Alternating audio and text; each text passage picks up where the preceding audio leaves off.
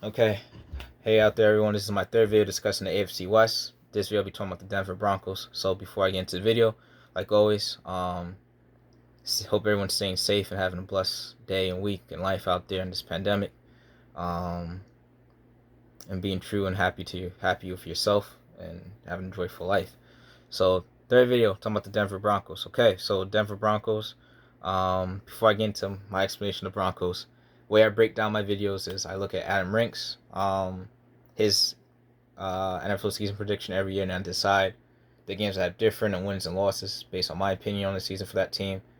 He did this one 3 months ago, so that's the only difference compared to his usual prediction, which is much closer to the season. He might have done an updated one, but the only one I saw on YouTube was 3 months ago. So that's just an explanation. Our explanation in the video you're gonna get is the reasons why I have their season record being the reason it is. I'll give you my bold prediction for the team last year. If it was last this year, it would be included in my bold prediction for them this year. Now just give you the ceiling, floor, or even on the win total that I predicted from this season. So now let's talk about the Denver Broncos. So Denver Broncos, Adam Rink has them going 98. I have them being 10-7. He said they're going to be a surprise team. I think they're going to be the surprise team this season as well. Because I think this is one, I think this is a make or break season for Vic Fangio. Two, I think Denver is always a tough team to play at Denver. And I think with fans being there, they're going to be even more of a tough team this year. So I think last year I had them taking more losses at home because there was no fans there. With fans being back, and then, obviously the altitude is always a tough place to play at. All that combined, I think they're going to be a tough out this year. Three, Von Miller was injured last year. Von Miller's coming back this year. I expect him to still be one of the top pass rushers in the league. So add him already to a very productive season from Bradley Chubb last year. He got a great pass rush.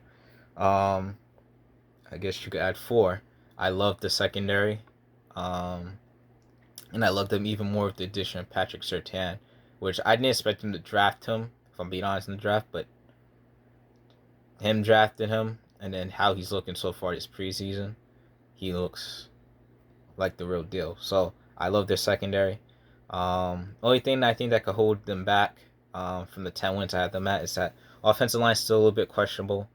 That's one. Two, Teddy Bridgewater or Drew Lock has to have a productive season, which that means they can't give away the ball a lot. Wide receivers got to be very productive. These can't just be talented wide receivers that not produce on the field because of the quarterback. I think they have good enough defense to hold other teams off and play upset. But if the quarterback production is productive, that's really going to be the difference in them being upset this year to other teams in the league. If they're not productive, then their upset potential goes out the window for me. So yeah, I believe, like I said, it comes down to quarterback. They got offensive weapons. I think Melvin Gordon Javonte Williams is good at the RB position, and I think they're 5 deep, if I'm being honest with you. And when I say 5 deep, it doesn't mean that all 5 deep or like all 5 wide receivers are tremendous talent. What I mean by that is that all 5 wide receivers, I think, at times have showed flashes for being good weapons.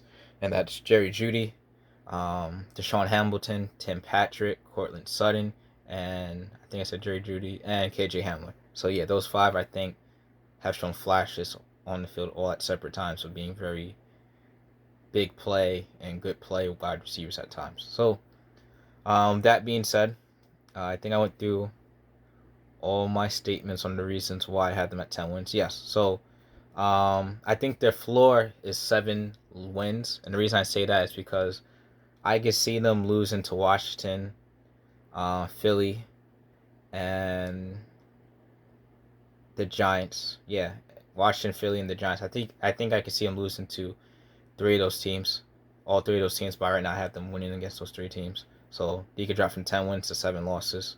We saw 10 wins to 7 wins for me.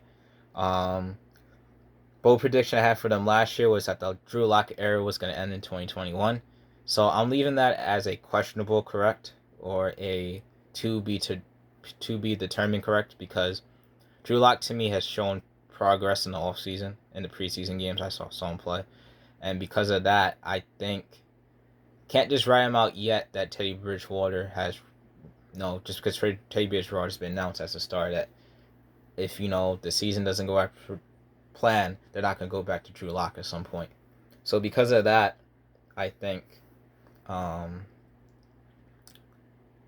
Drew Lock seat era is not completely over. I was wrong, however, with the Von Miller era being done, because when Miller got injured last season, he had some off the field issues. So I thought because of that he was gonna just trade him, because at that time they were in a rebuilding phase, which I also expect at that time that he was gonna fire Vic Fangio, which didn't happen. So I got Vic Fangio being fired and a new coach coming into this season wrong, and I got the Von Miller being traded because he was in trade rumors wrong. He's still on the team. So those two I got wrong. Pretty much my bold prediction from this year is very simple.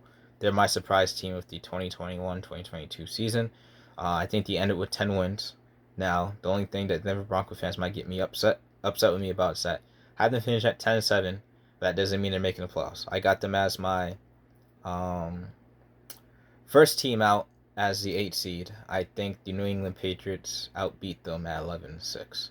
So that's pretty much all my predictions for the Denver Broncos. If you're a Denver Broncos fan, again, don't be afraid to comment down below. Again, just be respectful of me as I am with you. That's pretty much it, guys. Have a blessed day. Stay safe out there. Enjoy your life. And like always, keep doing good in the world, guys. Peace.